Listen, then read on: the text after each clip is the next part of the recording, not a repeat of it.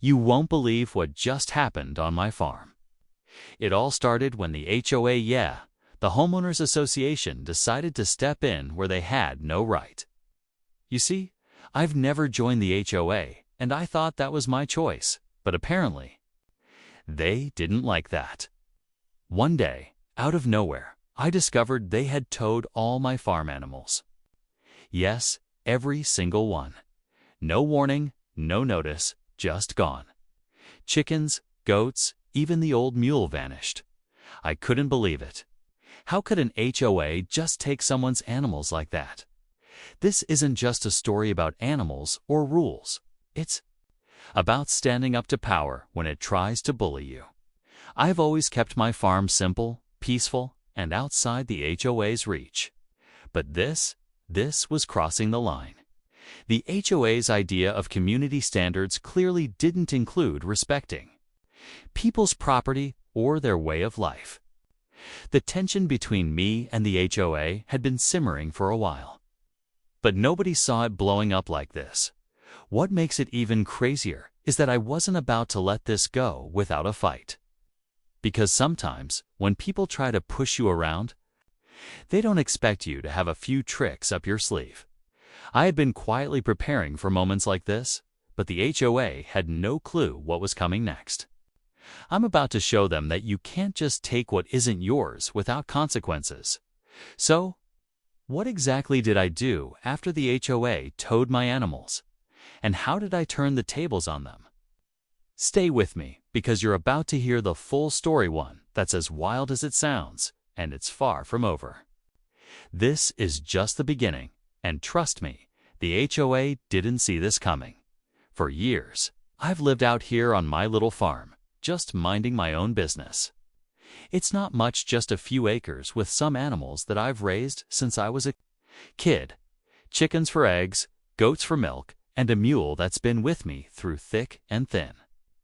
This place is my sanctuary, away from the busy neighborhoods and strict rules. But as the area around me grew, so did the HOA's influence. They started sending letters asking me to join, to follow their guidelines. I always said no. I didn't want their interference, their fees, or their complicated rules messing with the way I lived. That refusal seemed to irritate them more than I expected. At first, it was small stuffed complaints about fences, noise, or unauthorized structures.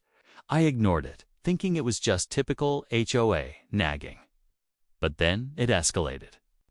The letter that really shocked me was the one saying they had the right to tow non-compliant property.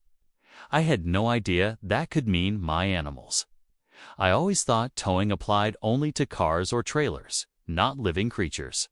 The morning I found my animals missing was like a punch to the gut. No note, no explanation, just empty pens and silence. The HOA had gone beyond boundaries that should never be crossed. I tried calling, demanding answers, but all I got were vague responses about enforcing community standards. It felt like they were hiding something, like there was more behind this move than just rules. But here's the twist: they didn't count on me digging deeper, or on the unexpected allies I've found along the way. I discovered that this wasn't just about me or my animals. It was part of a bigger plan the HOA was hiding. What that plan was, well, that's where things get really interesting. I wasn't just going to sit back and watch anymore. Something had to be done, and soon. After that morning, when I found my animals gone, everything changed. I wasn't just angry, I was determined. The HOA's move wasn't just an accident or misunderstanding. It felt like a power play, like they wanted to send a message: join us or lose everything. But how could they think they had the right to take my animals without any warning? It wasn't just about the rules anymore. It was personal. I started talking to neighbors, hoping to find someone who had been through something similar. That's when I realized I wasn't alone. A few of them had stories about the HOA pushing to hard, threatening fines, forcing them to remove things they'd had for years, even pressuring some to sell their land. Some folks were scared to speak up, worried about retaliation, but others were quietly frustrated. This wasn't just my battle, it was theirs too. Meanwhile, I dug into the HOA's paperwork, looking for any legal ground they might have.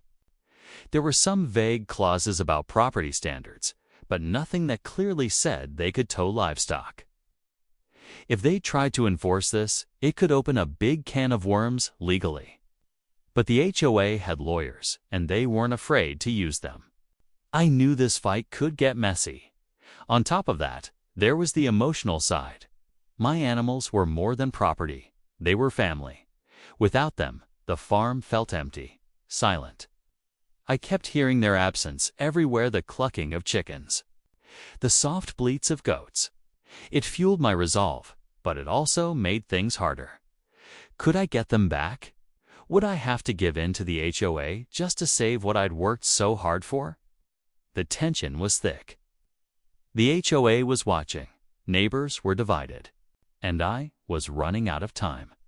Whatever I planned next had to be smart and bold.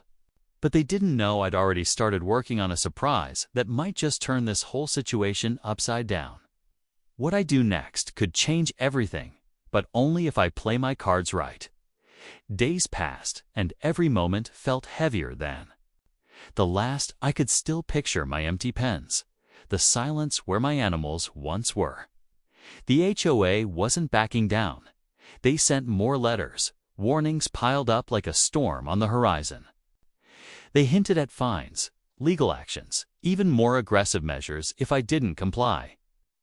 The pressure was real, and it was crushing. But I wasn't about to fold. Not now. I started reaching out beyond the neighborhood, connecting with animal rights groups and local farmers who had faced similar battles. Their stories were eye-opening. HOAs taking control where they shouldn't, pushing people out of their homes or farms with questionable tactics. It made me realize this wasn't just about me or my farm. It was part of something bigger, a fight for basic rights to live and care for animals without fear. At the same time, I couldn't ignore the tension growing among my neighbors. Some whispered behind closed doors, wondering if they should side with the HOA or stand with me. A few even showed up quietly at my farm, offering support or advice. But others looked away, unwilling to get involved. That division made the situation even more intense. I was becoming a symbol of resistance, whether I wanted to or not. Behind the scenes, I was preparing a plan, a way to expose the HOA's overreach and take back what was mine. I gathered evidence, recorded conversations, and documented every move they made. I knew I had to be careful. One wrong step could ruin everything. The stakes were higher than ever. One night, as the sun set and shadows stretched across the farm, I heard movement near the fence. The feeling of being watched was undeniable. The HOA wasn't done, and neither was I. Everything was about to come to a head, but neither side knew exactly how intense this showdown would get. The countdown had begun, and soon everything would change. Just when I thought I had a handle on the situation, something happened that changed everything. Late one evening, while going over the documents I collected, I noticed a series of emails hidden deep in the HOA's public records, emails that weren't meant for anyone outside their board. They revealed plans far worse than just towing my animals. It wasn't about rules or community standards anymore. The HOA was secretly working to seize more land around my farm, claiming it for a new development project. My little sanctuary was caught in the middle of something much bigger, something they'd been hiding from everyone. That discovery flipped the whole conflict on its head. The HOA's push wasn't just about control, it's about expansion and profit, and my farm was standing in the way. Suddenly, the stakes weren't just about animals or property lines. This was about preserving a way of life against a force willing to steamroll anyone who got in its path. As I wrestled with this shocking truth, the pressure from the HOA intensified. They started showing up in person more often, sending letters, with legal jargon meant to intimidate and even talking about bringing in security. The neighbors who had been quietly supporting me now feared backlash, and the ones siding with the HOA grew bolder. The community was fracturing right before my eyes, but this wasn't just a battle for land. Anymore, it was a battle for the soul of this place. And with the HOA's real intentions revealed, I knew the fight would be tougher than ever. I had to act fast, but I had to be smart. If I made the wrong move, it could all be over. The tension was unbearable, and the coming days would decide everything. The HOA thought they had me cornered, but they didn't know what I was about to unleash. The day of reckoning finally arrived.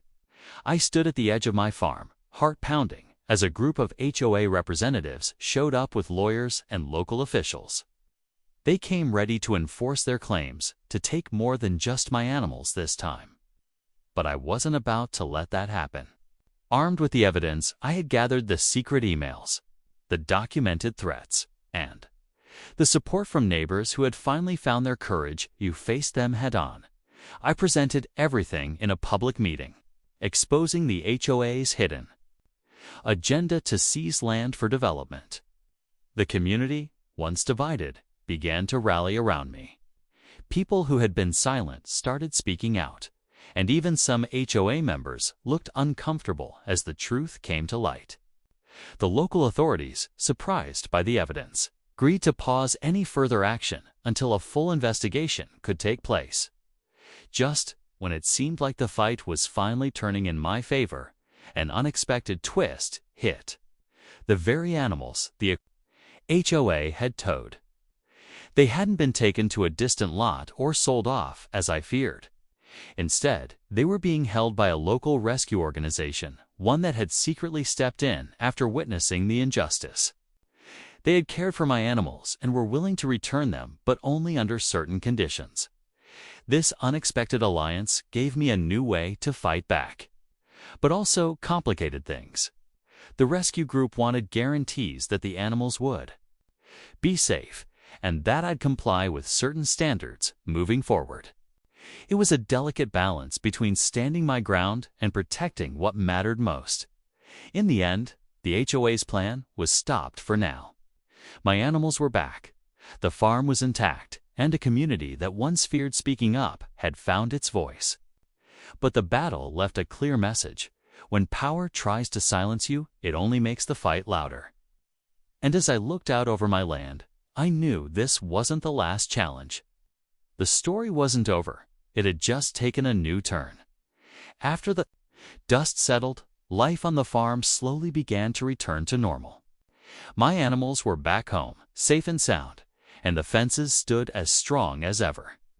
The fight with the HOA had left scars on the land and in the community, but it also brought people closer together. Neighbors who once kept their distance started checking in, offering help, and sharing their own stories of standing up to unfair rules. It reminded me that sometimes standing your ground can inspire others to find their own voice. The local authorities launched a proper investigation into the HOA's actions, and the development plans were put on hold indefinitely. It was clear the HOA had overstepped, and many people began questioning how much power these organizations should really have over individual property owners. That conversation was just getting started, and I felt proud to have sparked it.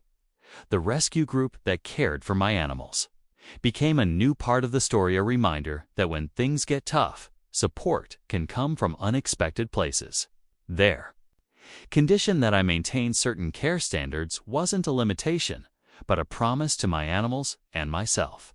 It gave me a fresh perspective on responsibility and community. Looking back, the whole ordeal taught me a lot about resilience, the importance of standing up for what's right, and the power of unity. The HOA tried to take my farm and animals away, but instead, it brought a community together and showed the strength that comes from fighting for your home. So, if you ever find yourself facing a challenge that seems too big, remember this story. Sometimes, the biggest battles bring out the strongest parts of a sand, no matter what. Your home and your values are worth protecting. Thanks for following along, and stay tuned for more stories from the farm.